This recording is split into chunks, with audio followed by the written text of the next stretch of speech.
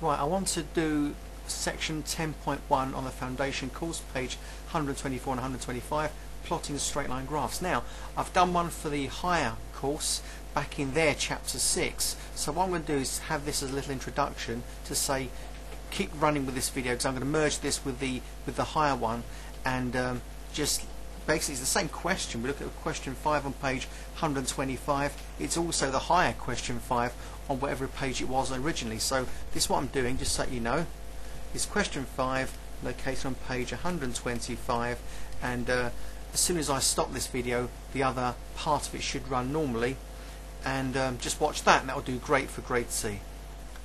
Right, foundation level has got to be looked at before you can start to look at these higher videos. There's some things I'm going to do now that obviously requires prior knowledge of your foundation level skills. So let's begin. I'm jumping into page 57. These are drawing straight line graphs. In other words, you have an equation.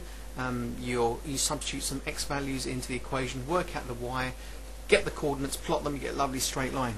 If you don't get a straight line, you've made a mistake somewhere, so then you need to backtrack. So that's my little hint to you. We go straight into question 5 on page 57. It says, draw the graph of y equals 2x plus 1 for values of x from -3 up to 3. So these are the x values. In other words, that's how wide the x is going to go. So here I go, just like I taught you in Key Stage 3, you write down the x, you write down the y, and then you write down the coordinates. If you remember that, that's really good. So the first x value is -3.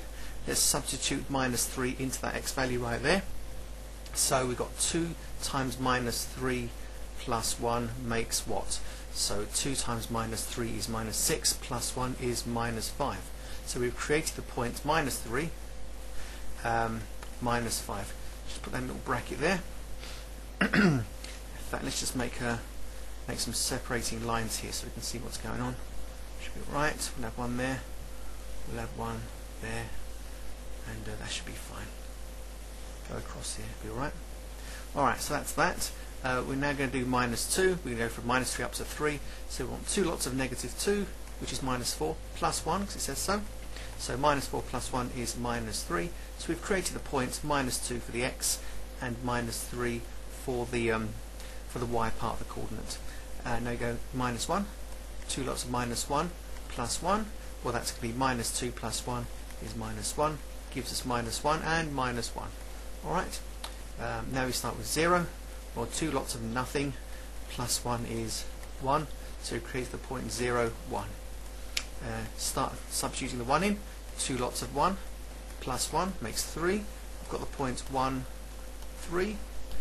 Make the x value 2 now. I've got 2 lots of 2 plus 1. Well, that's 4 plus 1 is 5. And I'm sure we can see a trend if you look at it carefully. Again, we'll study that in a minute. And last of all, 2 lots of 3, the x value is 6 plus 1 makes 7. We have the point 3, 7. Now look, it's a line. The relationship is linear. Look what's happening. -3, -2, -1, 0, 1, 2, 3. So we're going up in ones for the x. Look what's happening to the y's.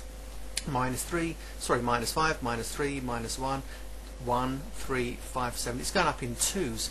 Not surprising that there's a 2x sitting there. It could be related, I don't know. But anyway, we can then plot those points a little later on to get a lovely line, and that line will be called y equals 2x plus 1.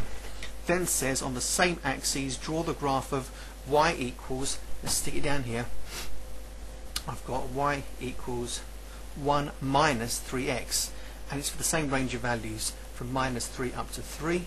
And so I'm going to do another little table, get one of these little lines, oops, not that one, that one, get one of these little lines, I hope I'll make it fit there. So a grid like that, answers and coordinates along the side there. So here we go. So the x values coming up, the equation is y equals 1 take away 3x. Watch out, it's more challenging, just watch these steps. Try -3 first. So I've got 1 take away 3 lots of -3. Be careful. 1 -3 times -3 means +9, because minus times a minus is a plus. So 1 plus 9 is 10.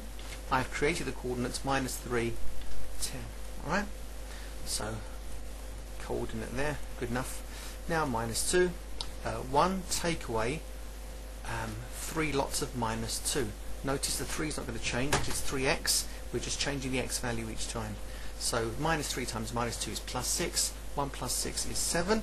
I've got the point minus 2, 7. Again, you'll be able to spot the trends. Minus 1. 1 take away 3 lots of minus 1. That would be 1 plus 4. Sorry, 1 plus 3 makes 4. I've got minus 1 and the y coordinate 4. 0. I've got 1 take away 3 lots of nothing. Well, any lots of nothing is nothing, so I'm just left with 1. Got the point 0, 1. As you can see, we're going down in 3's each time. Here, 3 x's. How's that? So 1. So 1 take away 3 lots of 1 means 1 take away 3, because 3 times 1 is 3. That gives us minus 2. So it's 1 minus 2.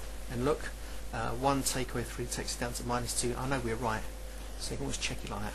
1 minus 3 lots of 2, well, 3 lots of 2 is 6. 1 take away 6 is going to be minus 5. That gives us 2 bracket minus 5. And look, minus 2, take away another 3 is minus 5. So I'm very confident we got it right. Right, last one. 1 minus 3 lots of 3. Well, 3 lots of 3 is 9. But it's negative, so 1 take away 9 is going to be minus 8. And yes, we've gone down another 3.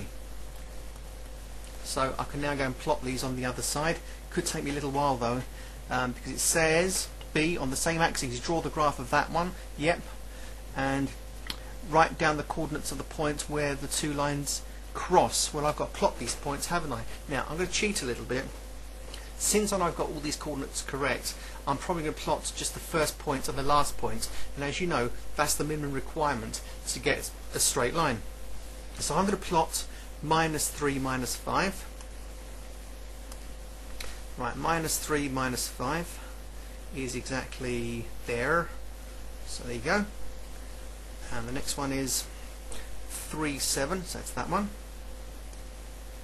3, 7. Now incidentally, just to make a point of this, note the x-axis goes up in, you know, 2 little squares at a time, whereas the y-axis, in order to make it fit, I've gone up 2 squares to be worth 2 units. You're allowed to do that. Look, this one's going up in 2's that way and going down in 2's that way.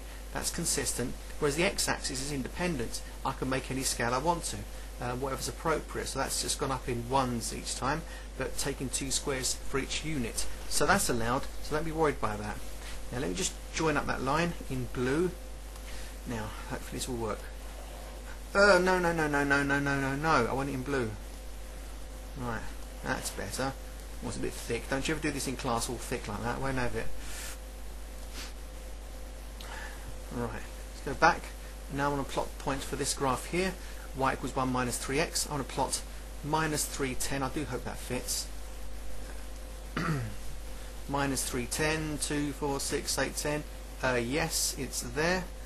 And the other one's going to be 3 minus 8. So let's plot 3 minus 8. 3 minus 8. 3 along, 8 down. There. Choose a different flavour to do this. Alright, a bit thick that one, never mind. Bam. Drag it across and let go. Alright, here we go. Let's see what the question says. It says to me, 5c, write down the coordinates of the point where the two lines cross. Okay, so that's right there. Now, hopefully if I've done it accurately, then we're going to get away with it. That is the point of intersection. That is the point 0, comma 1. I don't know if you can see that. 0, 1. Nothing along, 1 up. If I've drawn it perfectly, I think that's where it should be, really. Now let me label my lines. I like leaving things unlabeled. We've got y equals 2x plus 1. That's that one. Y equals 2x plus 1. And the other one was y equals 1 minus 3x. Y equals 1 take away 3x. And I'm happy with that actually. So there's the point of intersection. We've drawn two lines, one with a positive slope or gradient and one with a negative slope or gradient. But that's another topic actually. Let's see if we need to move on to anything else. What I'm going to do is pause the video there. You need to go back and look at how I did that. And you need to go forward to see how I plotted it. And I'm sure that if I plotted all the points, they'll be exactly on the blue line for that equation, exactly on the red line for that equation. But in order to save time, I'm just going to plot 2 of each, and I get the appropriate line segments. Certainly I can see a very clear point of intersection, so let me just label it as such, and I'm happy with it. It's where the 2 lines cut section. Alright, so thank you for watching. Please study this carefully. We'll see you quite soon.